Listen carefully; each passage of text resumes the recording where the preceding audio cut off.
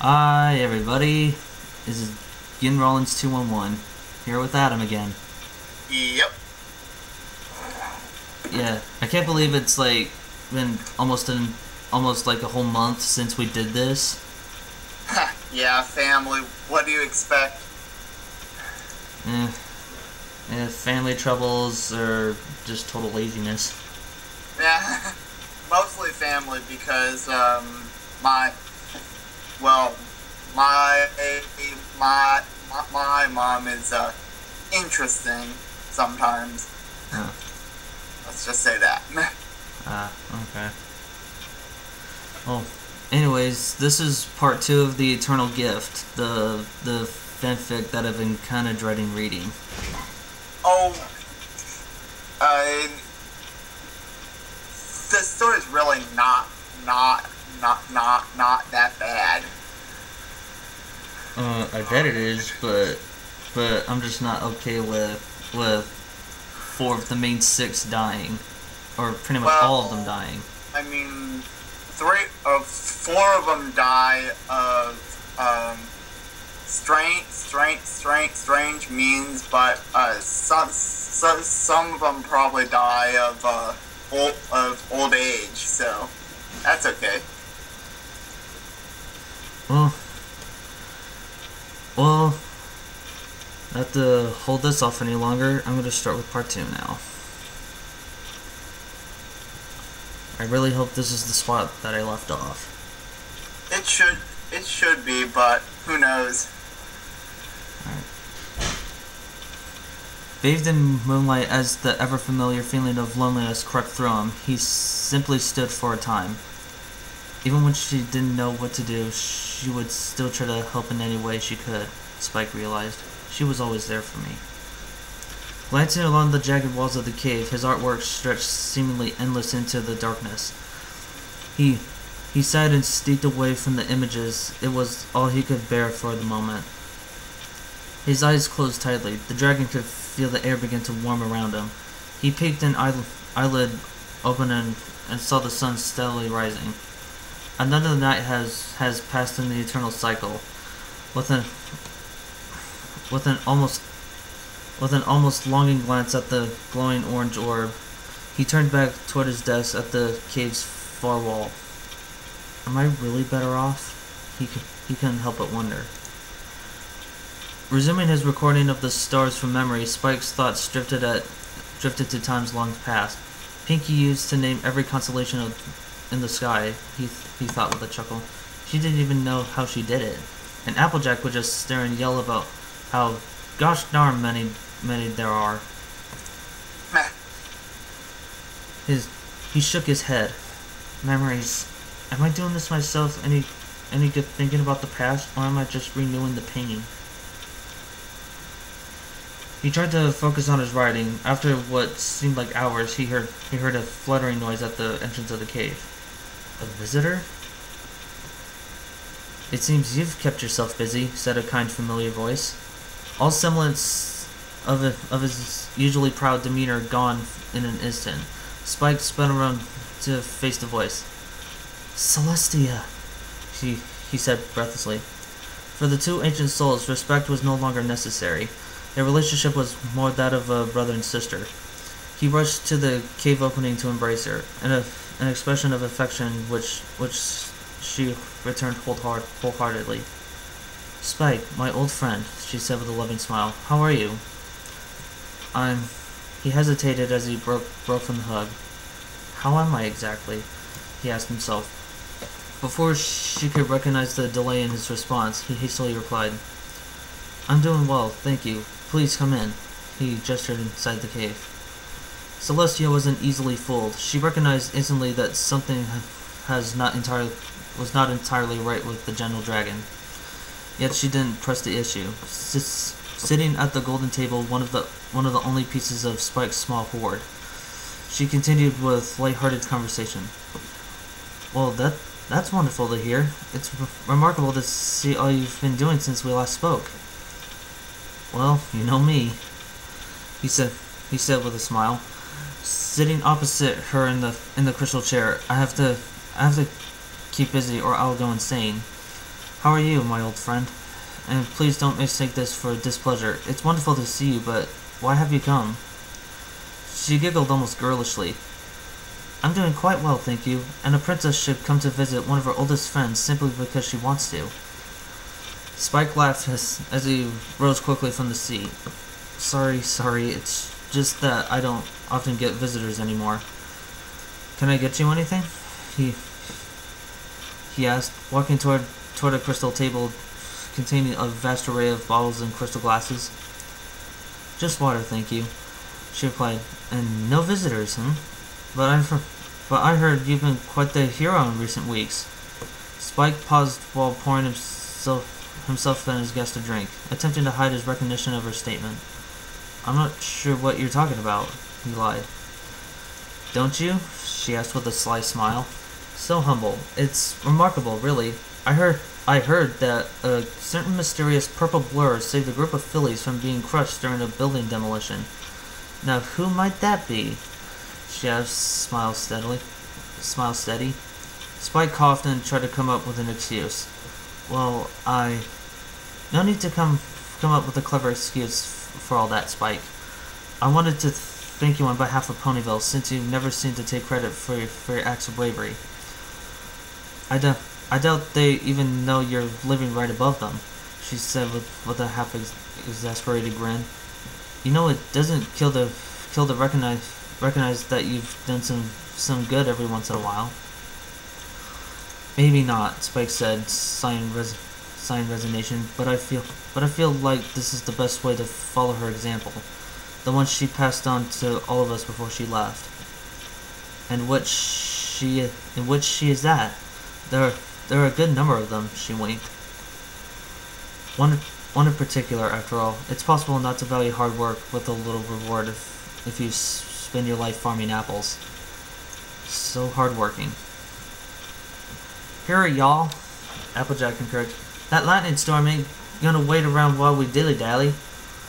Spike smiled apologetically. When Rarity had bent down to pick up one of the many fallen branches, he couldn't help but give her a flirtatious smack. Oh no. What? He watched, entranced by her even when she was exhausted and drenched in sweat. As Rarity continued her work cleaning the brush surrounding Sweet Apple Acres away. It had been just 2 years since Spike's 16th birthday, 2 years since he and his true love had finally shared their feelings, 2 years since his dreams had come true, and years since his decision, the most consequential decision he had ever made. And it says I have a lot of background noise. Nah. Spencer, fireworks. Spencer's gifts. Nope, I'm playing Minecraft. Ah, okay. What else would I be doing? I don't know, having sex with Sweetie Belle in an adult body? No, a human one maybe, but... Oh, that mindless gonzo reading, holy shit, that was so funny. Wait, the one with human Sweetie Belle becoming a little girl again? Yeah. Oh my god, that was funny, but a bit fucked up. Yeah, one of the guys in the video said that this is something Stephen King would write.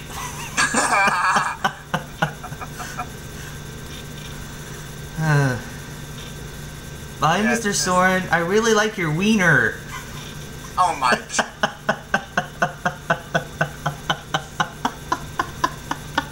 Oh my god. Oh no. Oh my. Stay out of the house. If that were to happen to me, I would say, I've went through worse. Wait, the Sweetie Belle thing? I've read worse, dude. Really? Oh wait, you have read that fucking sex book. No, but I've read Sweet Apple Massacre. I have heard of worse. And I've read Cupcakes. Have you read Trixie's Funhouse? Yes, I have. That's a bad one. But I've never read Rainbow Factory or Rocket to Insanity. But the closest thing to Rainbow Factory that I've heard was Captain Hook and the Biker Gorilla. Okay. Ooh. Oh, that's a small mine. Damn it. Ooh, lava flow. Alright, let me get back to the story. My fireworks are on fire. Yay! Your house is gonna burn now. That is, only if I bring in lava. Are you gonna start bitching and flailing your pillows all over the bed like Claire Corlett did? Wait, what do you mean, when she played Minecraft? Yeah. Wait, what? What, you never saw that? No, I didn't. Ah, you idiot. Send the video, I want to see that. Alright, I'll send it to you after this. Okay. Ah, small mouse, wrong mouse. And where the fuck did I put my house? Damn it! I lost my house! In years since his decision, the most consequential decision he had ever made. And even after all that time, it still seemed to be a dream. Never he had imagined his hopes would be fulfilled so thoroughly. He approached the large hole that Twilight had magically created, filled once again with the surrounding brush and dead tree branches. He breathed flame into it, setting the otherwise hazardous material aflame. Boy, howdy. This is much faster than how we used to do it. Thank you kindly, Spike. No trouble, he said with a smile. Why are we doing this? Why are we doing this anyway? Pinkie Pie asked. If the lightning hits the brush, it could set the whole orchard on fire. Fluttershy answered before Applejack could manage. That's right, Applejack nodded approval. If we don't clear all this stuff away, we could be facing a lot bigger problems than just a lightning storm. All of Ponyville could end up catching fire. Oh, fun. Yeah. Random fires. Sweet. Well, we're certainly happy to help, Rarity said, placing one of the last branches in the pit. She had impressed everyone, including herself, over the last 2 years, ever since the beginning of her and her beloved's relationship. Her entire perspective on life had changed. Ever the fashionista, Rarity had nevertheless become much less adverse to all things icky, become much more willing to help wherever she could. Her generous personality seemed to have been amplified 100 times. Spike set what appeared to be the last load of material. Exhausted, the rest of the ponies collapsed around him to rest before going inside. How did I get bedrock? Flintstones. Meet the Flintstones.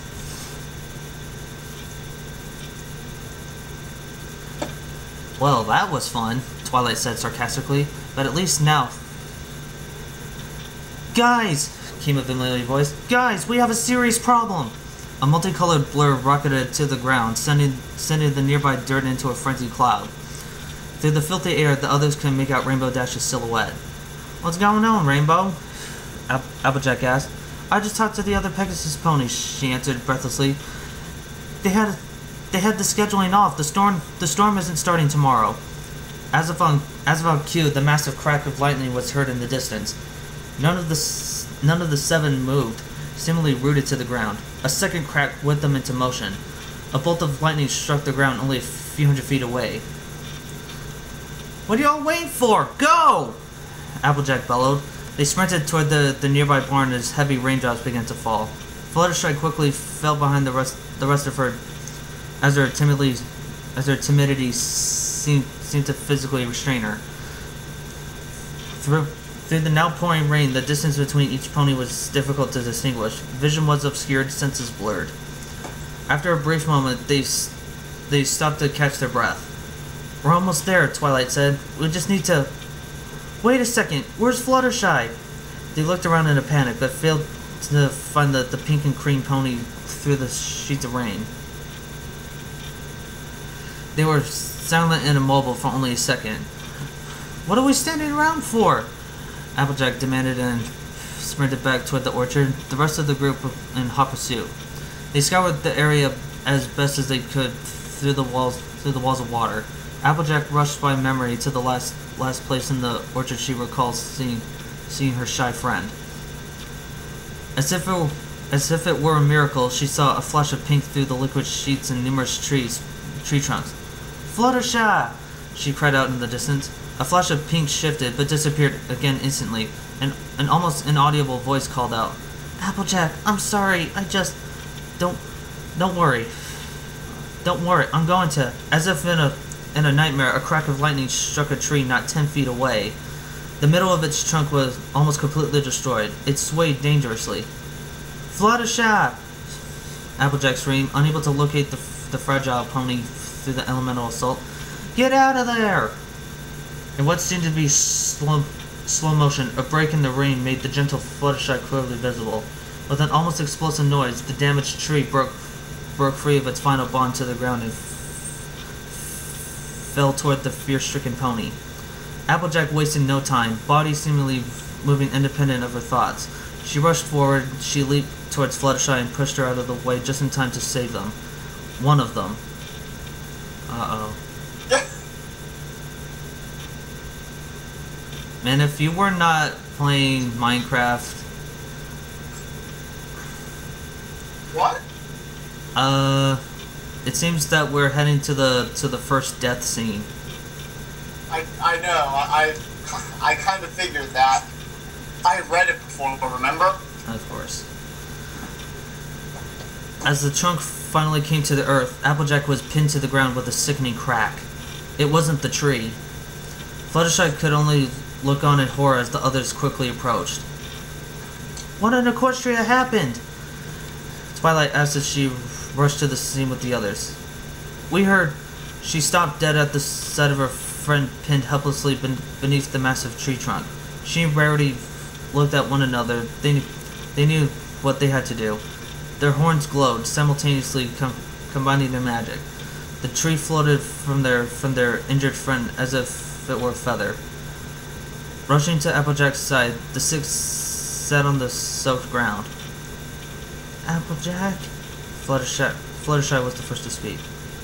"Shh. There's no time for that right now. I'm gonna get you help," Rainbow said, making to take off toward the town. "Rainbow!" Applejack cried after her, "Don't go." Rainbow returned to the ground in confusion, a look shared by the rest of the group. "AJ, we can still get you to the hospital. We can still..." "No, you can't." Applejack coughed, expelling blood from her lungs. "It's too late. That tree, it did too much damage. By the time we got there..." A single tear slid from her eye across her face. The others couldn't hold back their tears any longer. They began sobbing openly as the rain picked up around them once more. Bolts of burning light struck the ground all around them, but the weather may as well have been absent. All they could focus on was their fading friend. "Applejack, I'm so sorry," Fluttershy heaved between sobs. "If I hadn't been such a coward..." "Now you cut that out right now," Applejack replied in a quiet yet stern voice. "I did that because it was my decision. Don't blame yourself." She laid a comforting hoof on the guilt-ridden Fluttershy's shoulder. "Life is about choices, Sugar Cube. This is mine. This is how I want to go. Make sure my friend can go on." At her words, the six realized what she meant. These would be the last words that would speak to their dear friend. "Applejack." Why are you laughing? I don't know. Why the fuck are you laughing? Okay, I'll stop. "Applejack," Fluttershy said. You've been such an amazing friend. I wouldn't be right here right now if it weren't for you. I can never thank you enough. You're always willing to help me when I need it. Rainbow spoke up. You never asked questions or got mad at me for it. You were always there for me. Applejack smiled, but winced in pain a second later. Crimson patches of color appeared on her coat. Even in her state, she smiled up at the two. You were kind, Spike said, wiping the tears from his eyes in time to be soaked by rain once more. You were always kind. You gave me so much to so many ponies. You were fun. Even the optimist Pinky refused to hold back tears. You always loved to play around, even when there was work to do. You put up with us, Rarity said, placing a hoof on Applejack as the life seemed to be slipping from her. No matter what we did. And you were my first real friend, Twilight said, the most grateful of all. If it weren't for you, I might not have stayed in Ponyville at all. We can never thank you enough. Each of them placed a hoof or claw on her body. It was Applejack's turn to speak. You're all the best friends I've ever had, she said, her voice growing weaker. Every one of you is equally the reason my life has been so special. No matter what happens next, I'll never forget you, any of you. Thank you all for the best life a pony could ever ask for. We will never forget you either, Rainbow managed to say as she neared the end. Cross my heart, hope to die, stick a cupcake in my eye. They paused, stopped speaking for a moment as the rain pounded the ground around them. Goodbye, everyone. I love you all more than you'll ever know. Her last breath left her body in a final, slow exhalation. Applejack's eyes closed for the last time, and her life slipped away. A single glowing tear slipped from her eyes, and she breathed no more. They bowed their head in a moment of silence, blind and deaf to the storm around them. Spike's mind was a swirling typhoon. The situation seemed wrong, impossible, and yet here they were. How? He wondered, staring at the limp body of their beloved friend as his tears joined the raindrops below. All those years of fun and adventure, all these things we've been through without a scratch. How did this happen? His consciousness seems to leave his body to view the scene from above. It felt as a dream, a nightmare. After what seemed like an eternity, Spike finally regained control of himself. He moved slowly toward Applejack's slowly cooling body, staring into her beautiful face one last time. The face of giving, of sacrifice, of love. Gently as one would a baby, Spike wordlessly lifted her limp person from the ground. Twilight acted next, using her magic to create a shield from the elements around them. Let's go, every pony, Spike said, head hung low. There's nothing more for us here. And we will bury her in the orchard, Spike had said that fateful day, so future generations can follow her example. She was an amazing pony, Celestia said, wiping a tear from her eye. Spike nodded, attempting to not burst into tears over an event that had passed so long ago. Neither party spoke for several minutes. Do you regret it? Spike looked up questioningly into her eyes, behind her. The sun rose steadily, illuminating her body in a glowing sheen. Do you regret taking the gift? She asked. Spike truly considered the question. Do I? Remember what she told you, Spike. He thought, all those years ago, before Applejack's passing, never look back. Hours, only hours since his 16th birthday, only hours since he had finally had his greatest dream fulfilled. Only hours since his world had come crashing down around him. As he walked, Spike was deep in thought over what to tell Twilight. It had not been a day since he had told his employer he would never leave, and now he was deciding on which way was best to break the news. I want to spend every minute of my life with Rarity. I love her, and I'm not going to live forever. His last testament seemed laughable now. Taking Twilight's advice, Spike immediately set out to find the one he hoped could shed clarity on the situation. He strolled down Ponyville's main street shortly after sunrise as the sun shined brightly toward from the azure sky. He couldn't help but find the beauty of the day remarkable. The birds were singing loudly, animals were happily scurrying in and out of their homes. Even the flowers and trees seemed to greet him in a friendly manner, displaying their blossoms and petals in an unparalleled fashion. It was incredible. Too incredible. Spike couldn't help to be cynical considering the circumstances. Either I'm on something or some pony's messing with me. His mood couldn't stay dark, however, at what came into his sight next, there in front of one of Ponyville's numerous carts was his dreams incarnate. Hold on.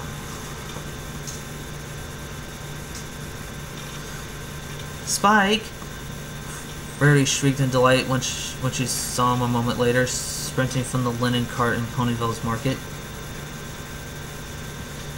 Good to see you. Good to see you too, he chuckled. But I just saw you an hour ago. I can't be excited to see my dragon, she asked, poking him playfully at the snout. Well, what are you doing here? She wondered aloud. I thought you left to go help Twilight. Spike looked down at the ground. What's the matter? She asked in earnest. He sighed. Do you have some time to maybe sit down and have lunch? There's something important I need to talk to you about. She was taken aback. Well, sure. I'm just about done here, she said despite her confusion, magically lifting her back to her sides. They walked slowly along the sunlit road to Ponyville's premier eatery, ironically named Untitled. Rarity couldn't take the silence. What's the matter, dear? I haven't seen you so distraught in quite a long time. Spike searched for words. It felt like anything was changing so fast, he replied. It doesn't seem like any time has passed. It seems like I'm still that same baby dragon you met all those years ago. Rarity couldn't help it. Something's happened, hasn't it? She said, refusing to take her eyes off him as he held the restaurant door open for her. I'll explain inside. They sat down at one of the numerous tables arranged in a diamond shape inside the large building. I got a letter from Princess Celestia today, he said, brandishing the scroll he had shown Twilight. What? Read it, he insisted. She obliged, carefully eyeing him before unfurling the scroll. Dearest Spike, she began aloud, continuing to read the rest of her head. Today is a very special day, for I can finally reveal to you a power that has laid dormant in your body for years. She looked up at Spike, waiting for an answer. He simply motioned for her to continue reading. As you know, all dragons have remarkable powers, but a handful of them have abilities so strong that their effects are legendary. She pressed on. I write to tell you of one of these abilities. Inside your being lies something that past generations have referred to as the Eternal Gift, an ability discovered by dragons of ancient Equestria. It is a unique fire that lives in a small number of your kind. When unlocked, this special flame allows the bearer to live for an eternity. Rarity stopped dead. You have this gift? She asked him incredulously. Apparently, he nodded solemnly. But then what's the problem? What an amazing ability! What I wouldn't give. But would you? He asked her desperately. Would you want to live forever, outlive all of your friends, your family, your true love? His expression was heart-crushing. He was torn apart inside. Rarity stopped, absorbing what he had said. Outlive them all? She said quietly. But if you're so torn up about it, why not just refuse? She asked him. He sighed deeply. There's more to the letter, he said, retrieving it from her grip. While you may refuse the gift, I feel compelled to warn you of the consequences. There is a rare ability among dragonkind. To refuse eternal life would be considered an insult to your species. Future generations will look on your memory in disdain. I recognize this is a difficult decision for you. Please take all the time you need to reply. Lovingly, Princess Celestia. Spike finished. Lovingly? Rarity thought aloud. She had never used that term when addressing Spike before. It seems even the princess recognized the weight of the situation. So you have to choose between living beyond every pony you know, she began, and being shunned by my own species. He nodded. Spike, I'm so sorry. Don't be sorry. It isn't your fault, he said. But I need your advice. What do you think I should do? What do you want me to do? Rarity thought for a moment. Finally, Spike thought he would receive a definite answer. To his dismay, however, she shook her head after a moment. But this is your life, Spike. It is your decision. I can't make it for you. But this is about more than me, Spike. Whatever you choose, I'll be happy, because I'll still get to spend my life with you. Isn't there anything you can tell me? He asked desperately, as a child would. Spike's lifelines for information were rapidly running out. Only one piece of advice, she replied. Whatever your decision is, you must always be satisfied with it. The only way for you to be happy is if you're satisfied with what you decide. You must never regret it. Sorry. You're good. While not satisfied, her words had brought the tiniest amount of clarity to his clouded mind. He gave a small smile. Thank you, Rarity. You're welcome, she returned it. Now what do you say we eat something? I dare say, all this emotional stress is making me famished. Spike smiled as he pushed the issue from his mind for a moment. I can't think of anything better. No, I don't regret it, Spike said finally from across the table, snapping back from the flashback after a long pause.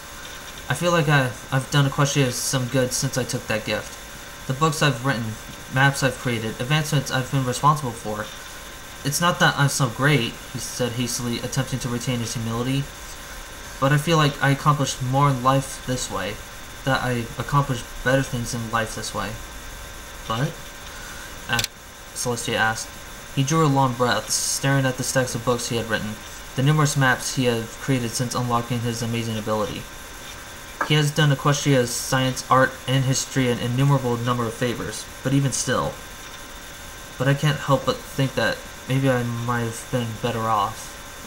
He exhaled slowly. You have done Equestria an amazing amount of good, she admitted, never having doubted it. You followed their example religiously. I suppose I have, he said. She was so generous. I never would have thought this could happen. Wait. Yeah. So you like the story so far? Well, feeling a little depressed after the death of Applejack and the fact that he might outlive everybody else. Yeah, I guess it's pretty good. Well, I don't want to. Actually, I don't really want to continue reading as of right now. All right, that's fine. We can stop it here if you want. Yeah, and wait another 2 weeks or a month. Is it that bad? No, it's not that bad. Oh, you sounded really pissed that I started laughing.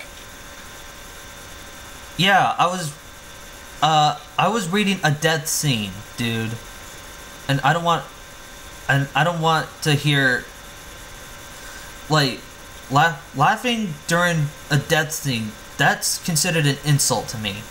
Oh. Okay.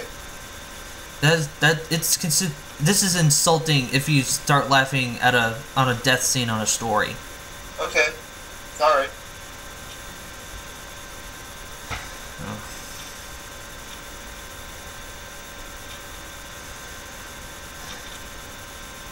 Yeah, yeah, I have had like feelings that I feel like some sort of sociopathic maniac, Yeah. but It's fine. I mean, you have seen me freak out once or twice during readings. Remember? yeah. And also those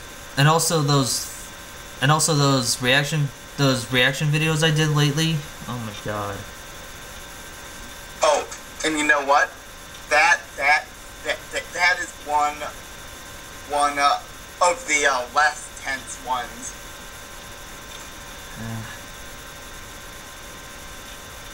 Yeah, the next three are worse. Oh. Especially the last one.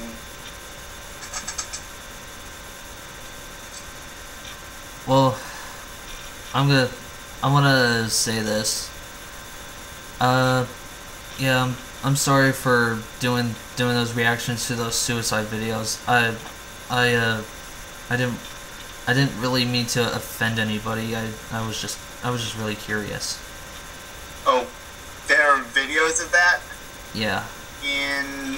I mean, one of my friends sent me one of murders, but that's about it. I didn't think that stuff was on YouTube.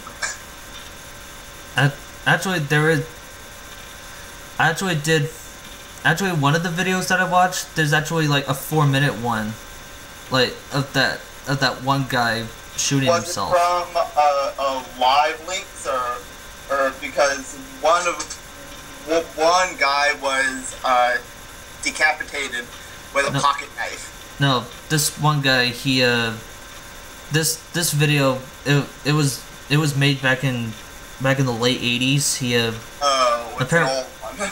Yeah, apparently he's a former politician from Pennsylvania. He was accused of accepting a bribe for something, and oh, nice. And I guess and he was trying to keep his and he kept his innocence because he thought he was framed. I mean, I guess I understand why he did it. Yeah. But I mean, like, killing yourself in public and on live television, no less. I think that's like that's a bit fucked up. Yeah, that's like a way to. I know it's like a way to like just like tell them that you're not innocent, that you're not guilty of anything if you haven't claimed to do it. But fuck. Yeah, that's a bit overkill. Okay, that was bad. I mean, yeah, I don't really mean to disrespect anybody. I was just very curious, and that's what I get. That's what I get for looking up snuff films on Wikipedia.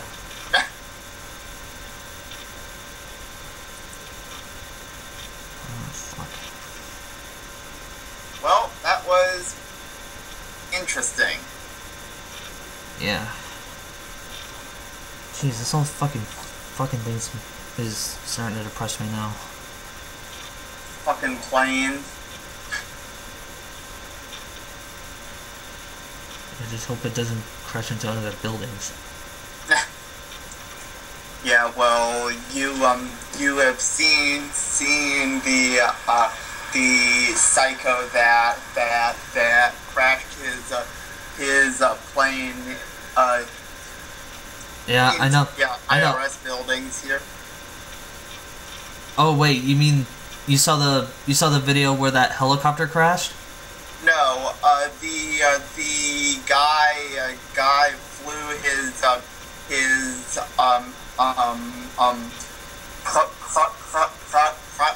private plane into to the local IRS building here.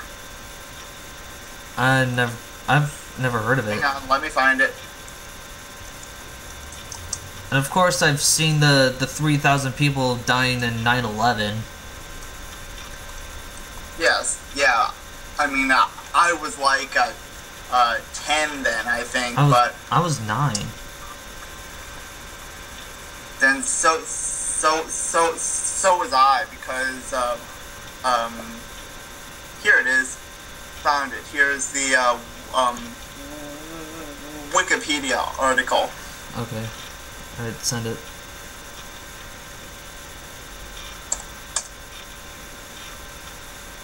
So. Yeah, let's see. There were two dead, 15 or 13 injured. The 2010 Austin suicide attack occurred on February 18th, 2010, when Andrew Joseph Stack III, flying his Piper Dakota, crashed into building one of the Echelon office complex in Austin, Texas, killing himself and IRS manager Vernon Hunter. 13 others were wounded, 2 seriously. The IRS field office was located in a four-story office building along with a couple of private businesses on the first floor. Prior to the crash, Stack had posted a suicide note dated February 18th to his business website. Yeah, that is here. It's yeah, the notes in the Wikipedia article. Alright, I'm getting that up now.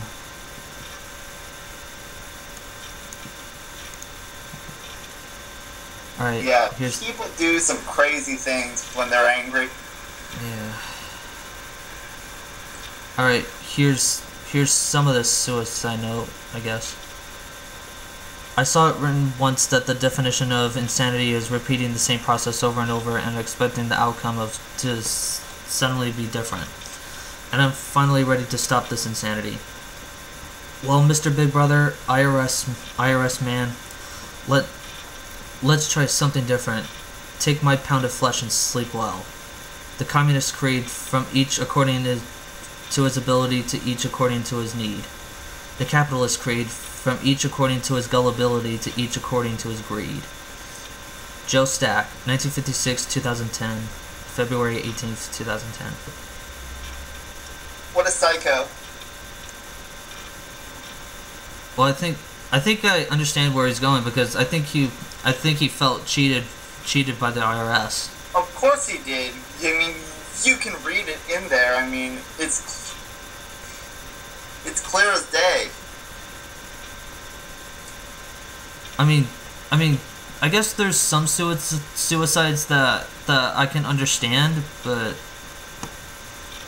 like I can understand Kurt Cobain's suicide pretty well. Yeah. Yeah. But you know, I know that suicide is not the best way to go. Uh-huh. It's just not worth it. Uh-huh. Neither is alcoholism either, or drug addiction. Even if you're going through like a very, very hard time and you need and you have that urge to drink, don't do it. Right. Jeez, this has become depressing. Holy shit. No kidding. Yeah, we jumped from pony death scene to suicide notes, and suicide notes. Yeah, I mean, we should probably stop this before we offend somebody again. I don't think we're like gonna try to offend anybody. I think it's just but some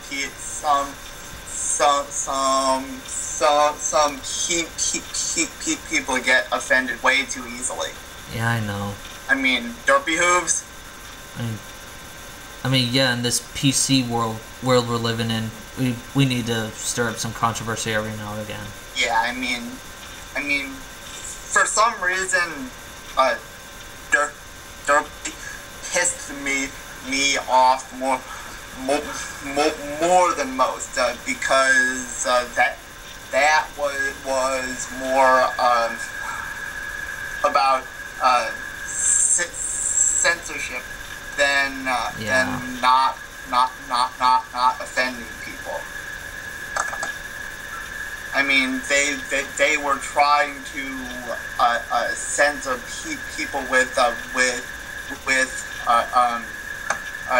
disabilities, and that for a show with friendship, that's just a bad idea. Yeah, I became a brony around the time the derpy hooves thing was like there, but yeah, derpy. Yeah. Oh, they are planning to completely remove derpy from season 3 now. What? I heard. I don't get it either. I mean, it's fucking ridiculous. Oh my god, what the fuck is this world coming to? Let's see. No, I won't say it here. I mean, I'm a nice guy most of the time, but politics is a rat's nest.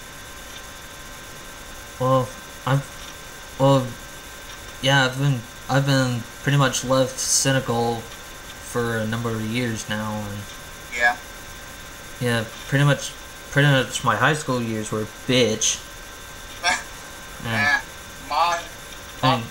Mine were decent. Well, till that thing. Remember, I'm not saying it for the recorded video, but you know which one I'm talking about. Not really. Anyways, I mean, even when I first heard that show was coming out, I was pretty much still that cynical asshole. But after when I first saw it, it actually gave me some reason for happiness. Yeah. I mean, most stuff we watch now is really dark, like Walking Dead, Breaking Bad, Dexter, stuff like that. I mean, but those are kind of want to balance that out with ponies. Yeah, and with all this stuff that I'm looking at now, like whether it's dark and trippy books, Lullacon or Econ, that place is bizarre. Or whatever. I would even all the music that I listen to, it's mostly either depressing or angry. But to me, My Little Pony kind of balances out. Yeah, I mean, you watched Breaking Bad, right? Yeah, I have. I mean, most places would never put that on regular TV. Yeah, on cable. We do, but we can, and it's awesome that we have it, but there is too much now.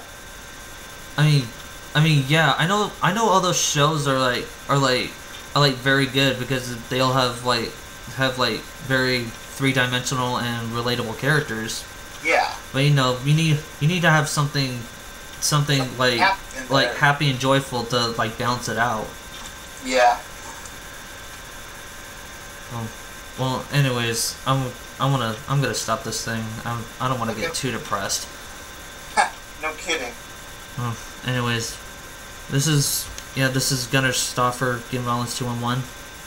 And Adam Heyman, Bookman 37 to 733.